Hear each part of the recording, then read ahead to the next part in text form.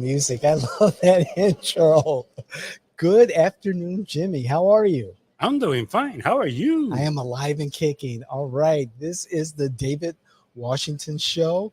With me again is my political godfather, politico, and attorney, Jimmy Auffant. Thank you. All right. All right. Good. Good afternoon, everyone. Good morning. Good evening. Whatever it is to you. But this is the David Washington Show, and Jimmy and I, over the last 2 weeks, have been examining the Democratic Party of Florida and what we believe the Democratic Party needs to do to improve, to be relevant again. And I'm going to run through the last 10 points that we addressed in the last 2 weeks, and then we're going to get to points 11 through 15. So, point one, uniting the party. Point two, new party leadership, which we do have. Yes, thank Nikki God we do. Fried. Nikki Fried. We can discuss a little bit later if that's the leadership that the party needs right now, but we'll discuss that in a bit. Number three, go back to the grassroots. Four, listen to the base. Five, fight for every vote. Six, invest in our youth. Seven, run hyper localized campaigns. Eight, build an army of small dollar donors. Nine, long term planning. 10, stand up to DeSantis and the Republicans. And here we go into the next five. Point 11, do not anticipate that the party will come to your rescue. All right. So I'm going to make it a little bit different. Okay.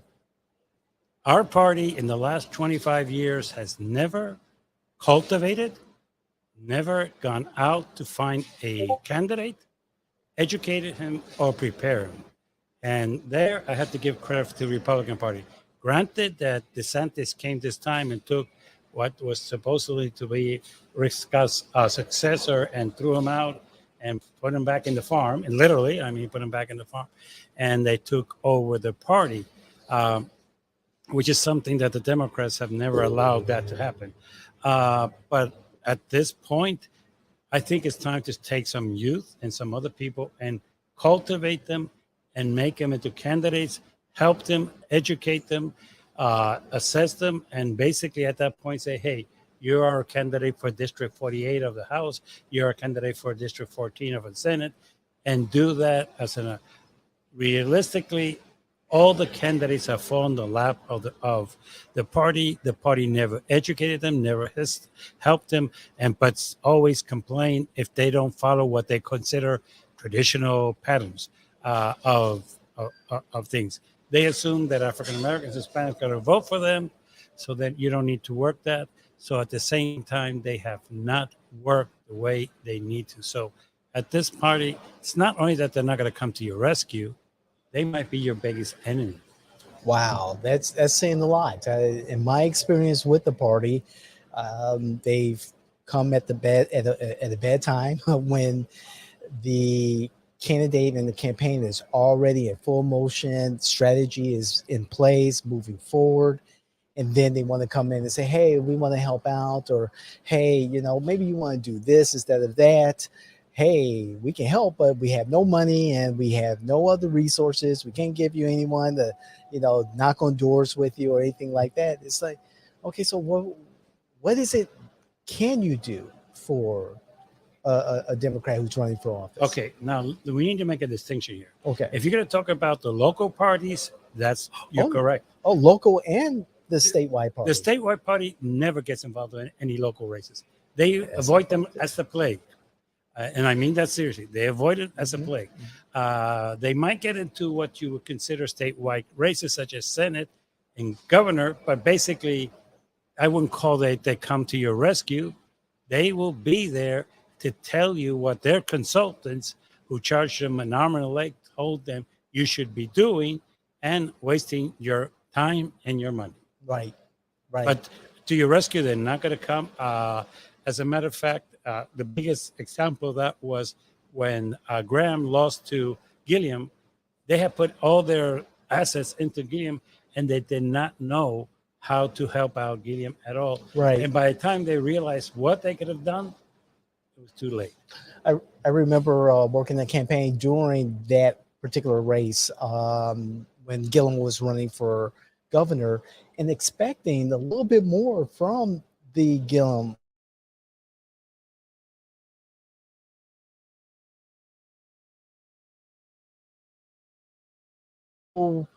coordination. There was no, it seemed like there was no specific strategy in particular for the Hispanic voters, the Latino voters in Orange County. And in any county, they just take it for granted that we're going to vote as Democrat. Why? I have Right. no idea, but they assume that. And unfortunately, the ones who are working the Hispanic community are the Republicans. It's not the Democratic Party. So, with all due respect to everybody, no, it's not going to work. But hopefully, I have some hope that maybe this time we do things differently. I do understand that the party does not get involved with does not officially get involved with candidates during the primary. Allegedly, if there are more than one Democrat in the primary seeking the nomination, the party does not get involved. I wish that would change. To be honest. Oh, and I'll give you a bad example of that, but a true one. When Bernie was running against Hillary, our chairman, and all the officials elected of the Florida Democratic Party had endorsed her prior to the race, and in her paperwork appeared that the chairman had endorsed Hillary Clinton. So when they say they stay out, they don't. They don't. They don't. And I hate to say this, not only that caused a division among the youth that is still to this day still harsh. And Jimmy, I just wish they'd be honest about it. You know, the bullshit that was told to me, oh no, we don't, just be honest. That's all. Just be upfront and be honest. If you're not going to back my candidate, then say so. Just be honest. I don't want to find out from talking to other campaigns, other operatives, other politicals that yes, this is what they're doing, or find out in the newspaper or whatever. I think it's embarrassing for the party. I believe that if there was more transparency, there'll be more trust for the FDP and the local DECs. That's just how I feel. That's just how I feel. That's what I believe. I agree. The next point, own your own voter marketing data and do your own damn research.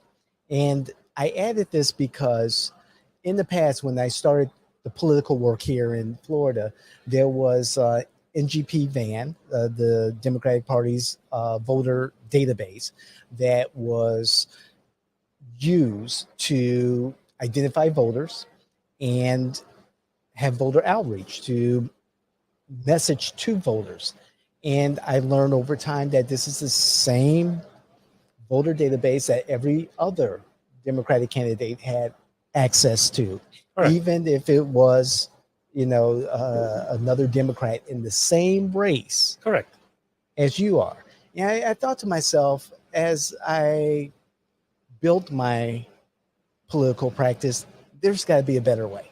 There's got to be better data, better use of the data for the strategies that I customize for my clients. And so I decided to make the investment in a voter database that my firm purchased that gives me a lot more voter marketing data than NGP Van, than what the Democrats can offer. And it allowed me to create my own algorithms for specifically targeting those voters that I believe would vote for my candidate. And I found that very successful in our strategies and also in winning. And so when I add this particular point about owning your own data, and our data is available to our clients, owning your own data, doing your own research, creating your own algorithms, your own plan, instead of the cookie cutter databases that are available, whether it's for the Democratic Party, field elect for the Republicans, but having access to data that it's more rich in information, data points. Makes a difference. Oh, and I could prove it in 2 points. One, you have to understand that this is made up by the party to make money. One of the things I've always said is, instead of wasting money on consultants, why don't we pay for the van statewide out of the party, use that same money for that, and say, hey, you're a Democrat, you're running, here's the van for free. Now, if you want to do that, like there was an appetite for it once you became the official Democratic candidate. While you were in primary, there was no appetite for it, and I understand that. But let's get this clear.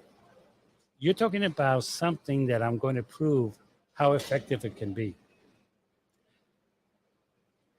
4 years ago, well, really 3 years ago, we ran a campaign in this county about clean water and about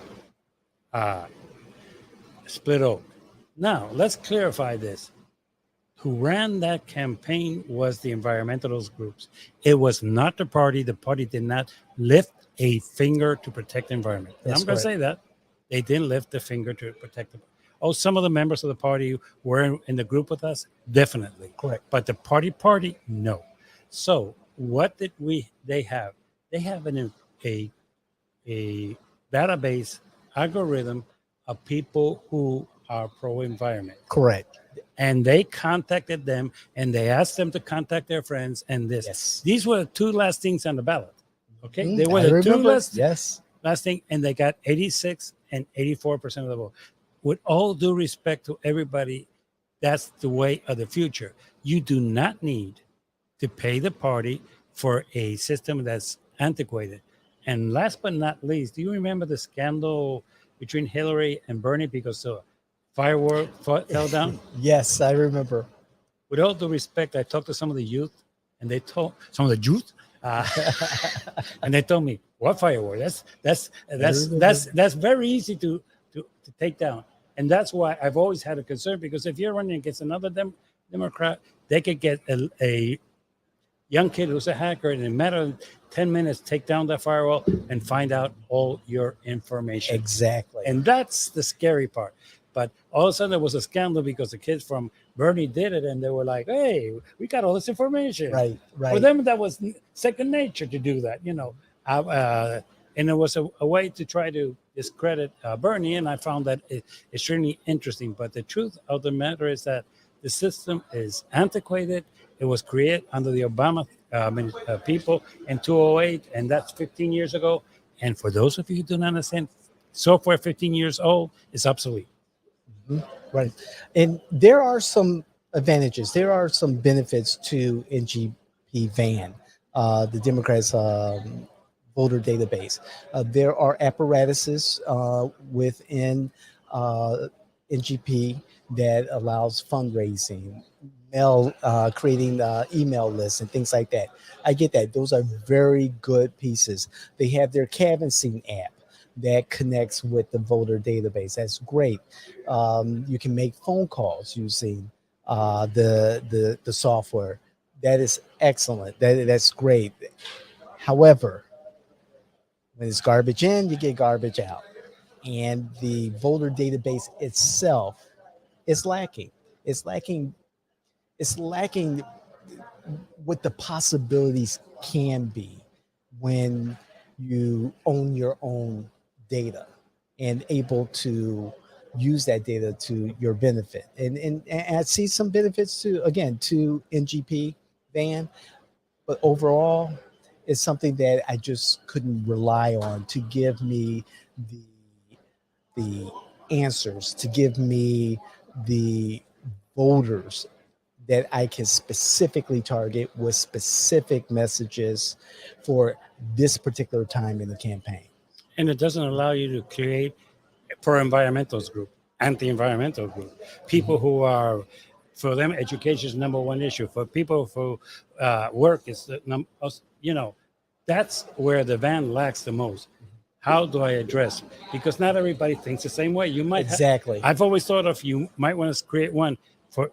You did a survey, and John said for his answer, the most important thing was education. Well, bingo. hit them with everything about education. Right. Don't hit them about with immigration.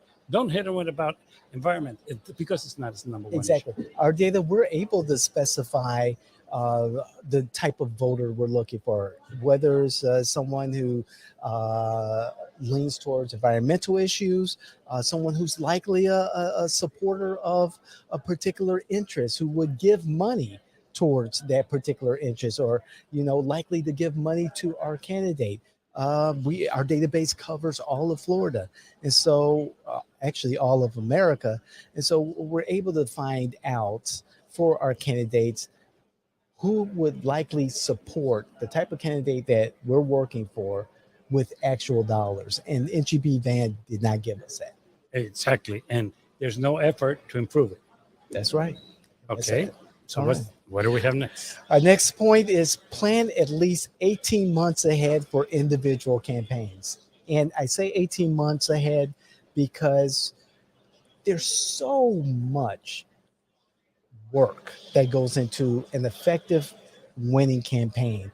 And I see very recently people jump into a campaign, want to start a campaign 6, 8 months away from election, and think that people actually know who they are, will support what they're saying, and have very little involvement in their communities. Even there are legislators, electeds, who the regular Joe, the regular Jane don't even know who they are. They don't know who their state rep is. They don't know who their county commissioner is, their soil and water commissioner. They don't know who's on the charter review committee. So how would someone expect the electorate to know who they are when they jump into a race 6 to 8 months prior to an election? It takes time and building relationships and raising money and meeting the voters where they're at.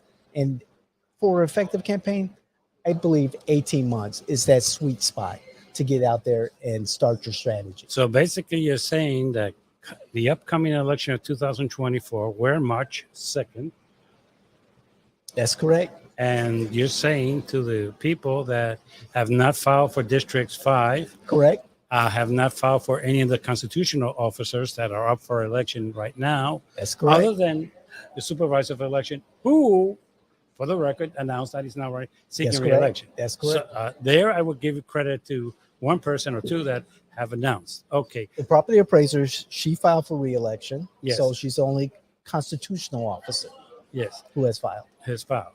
Some of them are close to term limits out too also, but be that as it may, if you're going to seek an election, you should be doing it now. Look, District 1, there's already somebody filed against. That's correct. Triple A is his nickname. I gave him that nickname, but He filed.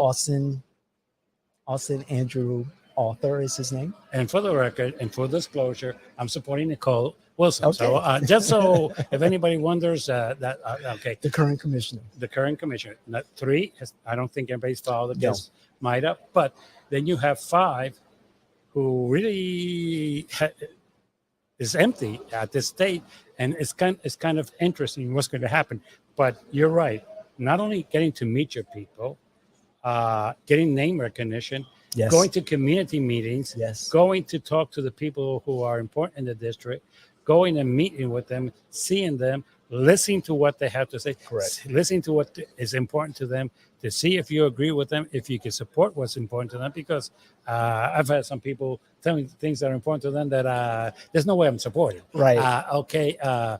But what it is as it is effect. I think you should do that. But here's where I think the party can help. When I was secretary, people thought that I pushed for something that was done statewide, which was cost us $75,000, which was a survey of what was important to Hispanics in Florida. Okay. Immigration came out number 13. Just for the record, the Sure. top 10, it was Understand. not there. Crime was in the top 10. Number 1 was education. Correct. Number 2 was job opportunities. Number 3, believe it or not, was the end of racism. What a surprise. Okay. 4, if my memory serves me right, it was housing, and so on and so on. Why would that be important? Because that way, when you're trying to be a candidate and you're trying to reach your Hispanics, you might not want to talk to a Puerto Rican about immigration. We don't have an immigration issue. No. We're born U.S. citizens. Correct. But I see a lot of candidates talk about. At the same time, talking against immigration is not a wise thing if you wanted to get Hispanic vote. At the same time, sometimes you might want to listen to what other people have to say. And that way you could tell a candidate, Definitely. you're in District 5, for example. I'll give you the district I live in. If you're going to go in District 5 and say you're pro-development, there's no way you're going to get elected. Ouch. You can ask Ted Edwards that. Yes. But if you say you're pro-environmental, you have half of the battle won. Correct. And the thing that it is interesting is that people go out and don't understand that, yes, there's 6 districts, but they're not the same. For example, District 5 is the one with the least amount of Hispanics, contrary to public belief. 6 has more Hispanics than 5. But that doesn't mean that you could go to Bitlow and not find a bunch of Puerto Rican families. Of course. So you need to understand what is important and what is relevant. And the state party and the county party can do these surveys and say, if you're going to run, these are the issues that are important to these people. No cost to you. You just save yourself a bunch of money. So you have to ask for less money. Hey, by the way, these are the churches in that area that will allow you to go and talk to them. These are the leaders in the area these are the people in the area that might be able to donate to you because they have interest in it. Here's your homework. Just be a candidate. That would cost the party something, yes, but that's your function. Exactly. And that builds the party. That establishes the party more within the community. And unfortunately, those things are not happening. And it's incumbent upon the individual campaigns and candidate to do that. Thus, one of the reasons why they should start as early as 18 months. Because they're not going to get any help from the local party unless something major changes. Exactly. Our next point is implementing the lean campaign model. And this is a particular favorite of mine because it's something that I created when I had Myers in Washington, and it's carried through to Jay in Washington. And this particular model is based on the lean model for creating a business and project management. And I believe that if you treat a campaign as if you're creating a small business, an upstart, and plan accordingly, you're more successful in achieving your goal of winning your campaign. And so saying that, you approach a campaign as if you're building a small business, and the CEO is, of course, the candidate, and you have different officers in that organization, your campaign manager, your fundraiser, your data person, your field director. Those individuals make your accountant, so you don't your get in trouble. accountant, your So you don't get in attorney, trouble. your attorney. Yeah. And so you have those pieces all working together for one goal. And so your CEO, the candidate, their main responsibility, I believe very strongly about, is to raise money and to network. Their job is to get out there, shake hands, create relationships, meet the people where they are, talk to the influencers in the community, be out there, stay on message, and do what a candidate is supposed to do. And raise money, and raise more money, and raise more money on top of that. Those are their 2 main goals. Everyone else has their role. And I project manage my campaign. So you could go throughout the project plan and see who's responsible for a specific task, what it costs, what resources are needed for that specific task, and what the goals are. A very simple plan that's available to the whole team to follow. There's a timeline, there's a calendar. It boils down to organization. That's the lean campaign model. And I believe if this was adopted by other campaigns. From where you left off. Okay, sorry everyone, we had some technical difficulties, but we are back. We were just talking about the lean campaign model, and I was just saying that this model um, could work for the Democratic Party, and it can work for just about any campaign. It's just a matter of organization. And the, I want to tie this into back to the previous point. Mhm. If the Democratic Party helped you with, let's say, getting you some cheap yard signs, help you creating a marketing program that they found, because they say they go to, let's say, to Spectrum and say, we're going to bring you here 6 campaigns. What's your best price? And Spectrum Right. could work out a contract with them.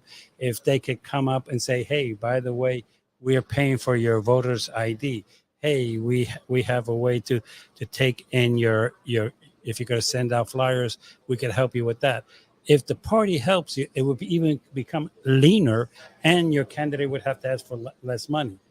Because at this point, what the party has always thought of is that the candidates are to give the party money for the party to survive, instead of the party giving them money for them to win. So it is something that is important. And the 18 months, I agree with you wholeheartedly, because 6 months prior, if you have a strong Republican candidate, he or she has been putting out her publicity months before you, and you're going to try to catch up. And if you're not going to be aggressive, like saying, hey, that person lies about this or lies about that, or let me show you her in the Trump campaign, what she said and what she said in the past, and get into a real dogfight, you're not going to win. I agree with you, Jimmy. And the Republicans have made it clear, extremely clear. The GOP, Florida GOP leader, Chris Ziegler, has made it clear that he's not letting off the gas. He is coming after the Democrats. He is grateful that the Democrats have hired Nikki Fried to be their leader, because Nikki Fried is the best thing that's happened to the Republicans. They will go after her. They will make her job as difficult as possible and make sure that she is not successful. So that kind of vitriol is pretty strong and pretty serious. And I hope that the local and state leadership is ready to take on the Republicans. We'll see. I hope so too. And let me say something. It's kind of interesting that for the first time in the last 25 years, the Republicans are afraid of our chair. In the past, Sure. it didn't. Oh yes, there's This chair, from what Ziegler has said, and I have a quote here from him. He was interviewed by City and State Florida, and they said, let me just pull it up here. He said, he was interviewed, 5 questions. The Florida Democratic Party also has elected a new chair. You have been critical of her on social media. What are your thoughts on the Democrats' decision to elect Nikki Fried as their new chair? And the GOP, chair said, she's made my job a lot easier. We're not going to let off the gas, but as the Republican Party of Florida chairman, I could not think of a better person to lead the Democratic Party at this point. I look forward to watching her struggle and watching her fail on the Democrat side. Well, that's an easy prediction. The last 5 chairmen have failed and have struggled. That's a statement that you could have made of the past 5. As a matter of fact, the last one was from Miami, and we lost Miami. So, yeah, so she can't do any worse. Let's start by that.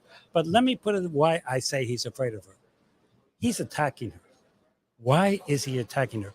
Because he knows if he leaves her alone, that the Democrats might unite and screw over the Republicans in this state. By the way, for registration, let's get this clear. There's more Democrats registered in Florida than there are Republicans. As a matter of fact, in Orange County, there's more independents than Republicans. Correct. By not a large margin, but there are. So with all due respect, if you think your job is going to be easier, I wish you take that position, because you're going to be screwed like you have never been screwed. Because once DeSantis leaves this state, to go to Washington, this tape is up for grabs because he's left no leadership behind him. He has left nobody with the balls that he has, and the people that are surrounding him are a bunch of morons, including him. Chairman, Whoa, Chairman Ziegler, the gauntlet has been thrown down. There's the challenge. I'll take you today, tomorrow, next week. I mean, I'll be honest with you. Nikki was the right person. We cannot continue to elect people who are going to continue failing and who are the part of the establishment, who are part of the group, who are going to just do the same thing that we've been doing for the last 25 years and expect a different result.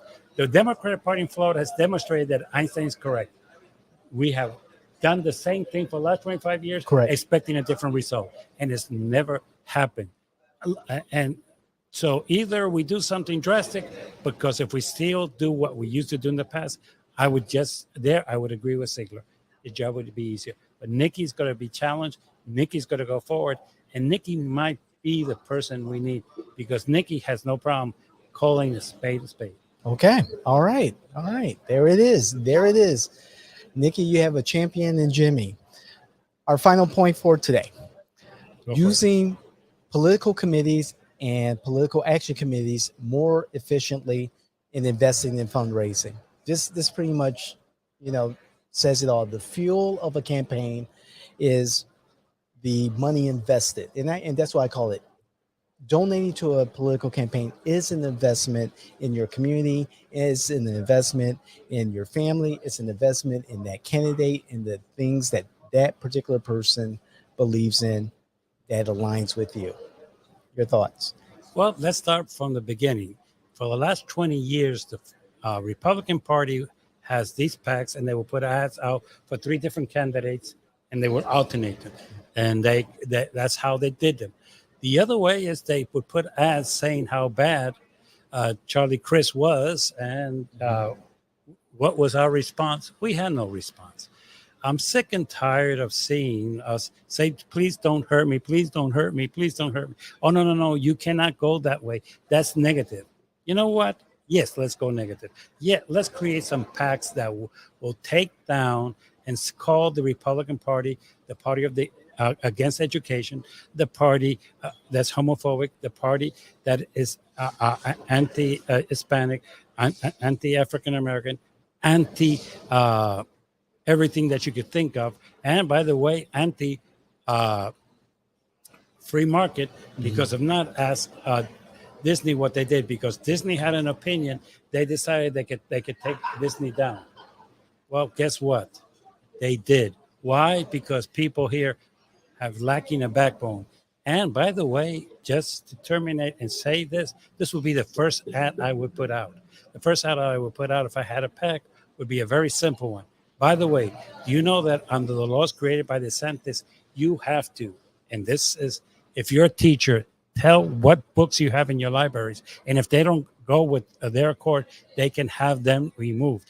And there was a recommendation to remove the book about the life of Roberto Clemente, but DeSantis was smart to say, no, don't touch that one. But there was a move to take it down. That's correct. So there's a lot of African-American history that's been taken down, and there's a lot of books. The last time they were checking books for teachers, that was Adolf Hitler in the 30s in Germany. And I'll call you out. That is against education. Look, the book is there. The kid wants to read it. He could read it. He doesn't want to read it. He doesn't read it. But basically, telling what could be in the library and what cannot be is not woke. It is worse than woke. Woke is criticizing what people did in the past. This is trying to influence the future for people to think the way you want them to think. That's mind controlling. That's the first ad I would put if I had a PAC. All right. If more Democratic candidates were as passionate as Jimmy just now, perhaps we would see different outcomes. And that's what it's all about for the Democrats. Outcomes. And it's sad that the Democrats are in the space that they're in right now. However, with the new leadership, with the Democratic Party here in Florida, maybe that's on this way to changing. By the way, just for the record, we're doing the first 10 were from yes, Sammy's. That's right. The next 10 were yours. That's And correct. we're going to do it my 5. So, Yes. And if you think I was passionate today, wait till you see my 5. Excellent. We've got the 15 through 20 or 16 through 20 next week or the next time we meet. And then we got yours. I'm My looking 5. forward to it. Yes. Excellent.